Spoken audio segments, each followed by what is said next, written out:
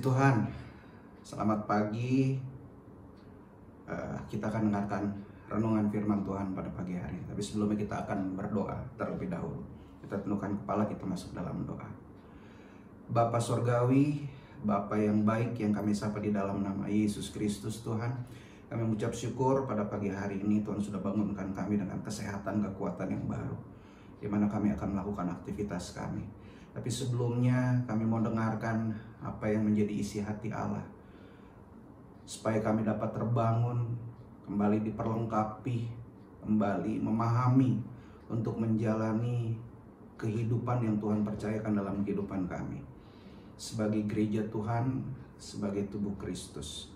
Oleh karena itu rapi kami semua, baik para pendengar, bahkan hamba-Mu, urapi kami dengan kuasa Roh Kudus-Mu. Terima kasih, kami siap dengarkan firman-Mu di dalam nama Tuhan Yesus Kristus. Yang percaya katakan amin. Puji Tuhan. Tuhan Yesus memberkati kita semua. Pada saat pagi hari ini saya mendapatkan tema adalah menjadi anggota keluarga Allah. Kita buka Alkitab kita di dalam Efesus pasal 2 ayat yang ke-19. Tuliskan begini: demikianlah kamu bukan lagi orang asing atau pendatang, melainkan kawan sewarga dari orang-orang kudus dan anggota-anggota keluarga Allah. Hal yang menarik, ternyata Allah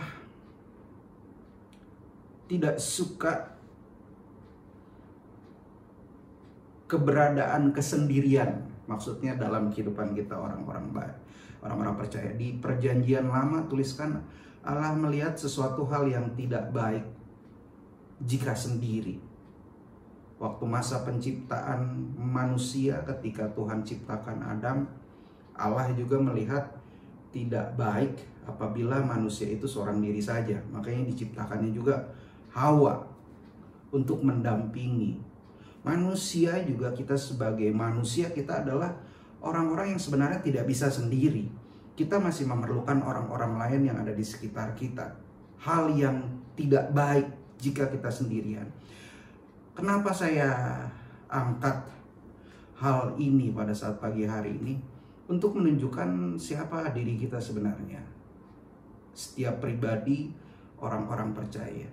Kita bukan hanya dipanggil dari gelap kepada terangnya yang ajaib, bicara tentang keselamatan saja, supaya keselamatan itu kita jaga dengan takut dan gentar, tetapi kita juga dipanggil juga untuk menjadi bagian dalam tubuh Kristus, menjadi bagian dalam tubuh Kristus, di mana Kristus sebagai kepala dan kita adalah bagian-bagian tubuhnya. Saya ingatkan lagi bahwa gereja mempunyai 3 tugas. Tridharma gereja, 3 tugas gereja. Ada yang namanya marturia, menjadi saksi, pesaksi. Ada namanya diakonia, yang artinya melayani. Dan ada satu lagi ini, namanya koinonia, yaitu bersekutu, fellowship. Jadi bukan satu sendiri, tetapi ada yang lainnya juga. Rasul Paulus membahasakannya di Korintus adalah bait Allah, di mana di dalamnya atau bait Allah itu sendiri adalah terdiri dari orang-orang kudusnya Tuhan itu sendiri. Kita sebagai anak-anak Tuhan dianalogikan oleh Rasul Paulus sebagai tubuh Kristus yang terdiri dari banyak-banyak orang percaya yang mempunyai peran-perannya sendiri. Nah, itu dia, bicara tentang fellowship, bicara tentang koinonia. Makanya saya pada pagi hari ini mau mengingatkan kita seperti Rasul Paulus bilang di Efesus, pada jemaat Efesus ini, anggota-anggota keluarga Allah. Satu lagi kita buka di dalam 1 Timotius 3 ayat 15. Tuliskan begini: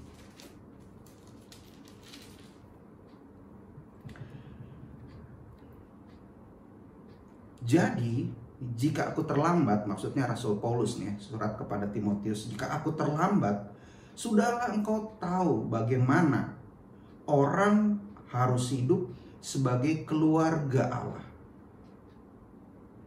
yakni jemaat dari Allah yang hidup, tiang penopang dan dasar kebenaran. Kembali Rasul Paulus ingatkan kepada Timotius, kalau misalkan aku datang terlambat, engkau sudah tahu bagaimana orang harus hidup sebagai keluarga Allah, yakni jemaat dari Allah yang hidup, tiang penopang, dasar kebenaran. Rasul Paulus mempunyai konsep melihat kehidupan orang-orang percaya, orang-orang Kristen itu bagian dari tubuh Kristus itu sendiri. Nah, sama seperti tubuh, Bapak Ibu, saudara-saudara. Setiap bagian yang pasti memiliki peran.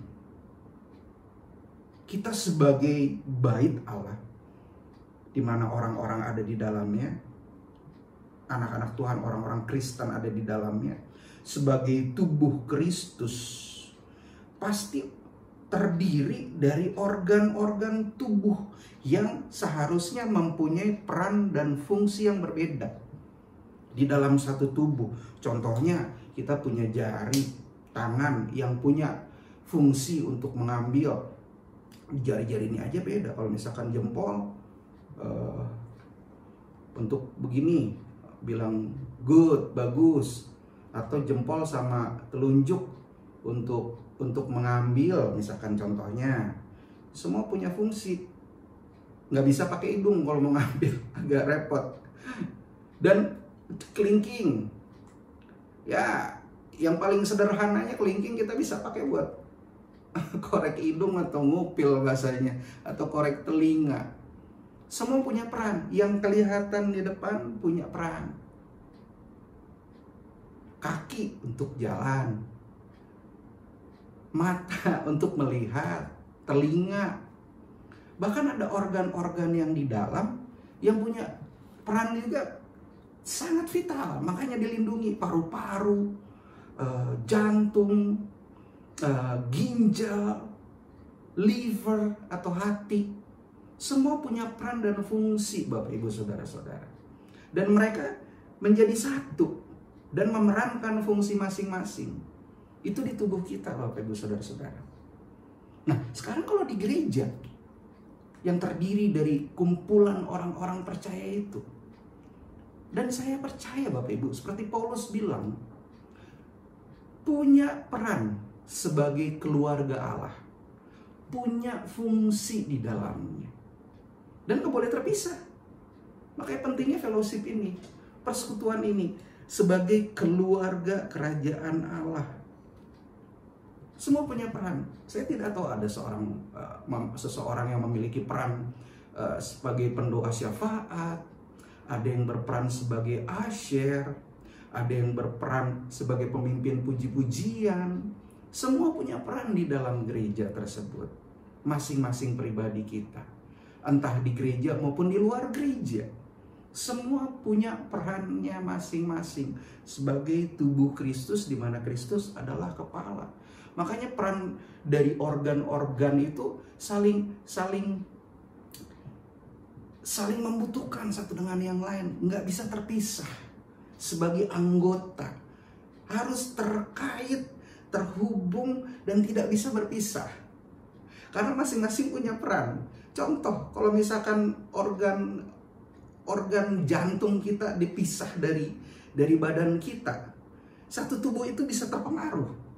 Bahkan si jantung itu sendiri nggak ada fungsinya kalau di luar tubuh. Mata, kalau misalkan mata itu keluar dari tubuh,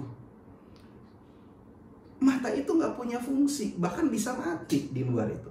Makanya di organ-organ tubuh kita itu semua saling terkait, termasuk kita sebagai tubuh Kristus, di mana orang-orang percaya itu menjadi bagian-bagiannya, anggota-anggotanya, yang Rasul Paulus bilang sebagai keluarga Allah. Semua punya peran, Bapak Ibu saudara-saudara. Makanya kita jangan keluar dari sebuah komunitas, keluar dari koinonia atau fellowship itu sendiri. Karena akan mengakibatkan kita makin lemah dan bisa nggak berguna, bahkan bisa mati secara rohani. Makanya pentingnya fellowship itu, Bapak Ibu Saudara-saudara. Gejala yang terjadi adalah ketika kita keluar, kita akan semakin melemah. Makanya penting sebuah koinonia, fellowship, keluarga Allah ini sangat penting. Karena di dalam keluarga Allah ini akan saling menguatkan, saling membangun, saling mengingatkan. Itulah yang terjadi. Sehingga tetap kuat, tetap bertumbuh, dan memerankan fungsinya dengan benar. Itu kerajaan keluarga Allah ini dia. Hal yang penting yang kita nggak boleh lupa. Kalau keluar, repot kita akan semakin lemah. Makanya saya tetap ingatkan kita untuk tidak jauh dari fellowship kita, baik ibadah raya, baik mesbah doa di rumah, baik wadah-wadah, maupun sampai ke humble group kita, cell group kita. Jangan keluar dari situ. Perankan fungsinya kita. Beberapa hari ke depan ini lagi kita akan lihat nilai-nilai kenapa kita harus menjadi keluarga, tentang hal segala sesuatunya tentang keluarga kerajaan Allah ini. Beberapa hari ke depan akan disampaikan renungan-renungan lainnya untuk memperkuat pemahaman kita tentang kerajaan Allah itu sendiri, keluarga kerajaan Allah. Saya harap kita memahaminya untuk beberapa hari ke depan. Kita semakin maju untuk saling menguatkan satu dengan yang lain, mengerti perannya kita, ada yang terlihat, ada yang tidak terlihat. Nanti itu akan disampaikan beberapa hari ke depan. Tuhan Yesus memberkati kita semua. Kita tundukkan kepala, kita masuk dalam doa. Bapa yang ada di dalam sorga, Bapa yang baik, kami mengucap syukur pada saat ini untuk renungan firman Tuhan. Betapa indahnya ketika kami menjadi bagian dalam keluarga kerajaan Allah ini. Ada hal-hal yang indah terjadi di mana kami dapat saling menguatkan, saling membangun, saling menasehati, saling menghibur. Dan apabila ada kerukunan kami percaya di dalamnya, Tuhan perintahkan berkat serta kehidupan untuk selama-lamanya. Oleh karena itu Tuhan, meteraikan firman-Mu dalam hati kami, agar kami terus diperlengkapi dan memahami bagaimana peran kami dalam sebuah gereja, sebuah koinonia, sebuah persekutuan, di mana Allah juga hadir memberkati, dan kami juga bukan hanya hidup untuk percaya dan terima keselamatan saja, tetapi ada hal-hal lainnya yang merupakan kewajiban kami harus kerjakan sebagai anak-anak Tuhan. Terima kasih Tuhan Yesus. Untuk hari ini kami serahkan semuanya ke dalam tangan Tuhan. Pimpin, jaga, dan lindungi kami. Dan kami percaya hari ini pun kami diberkati oleh Tuhan. Dimanapun kami berada, di situ selalu ada mujizat, selalu ada keajaiban. Karena Tuhan Yesus selalu bersama-sama dengan kami. Terima kasih. Ini menjadi doa sembahyang kami pada hari ini. Dan kami alaskan hanya di dalam satu nama, yaitu di dalam nama Tuhan Yesus Kristus. Yang percaya katakan amin. Tuhan Yesus memberkati kita semua. Selamat beraktivitas.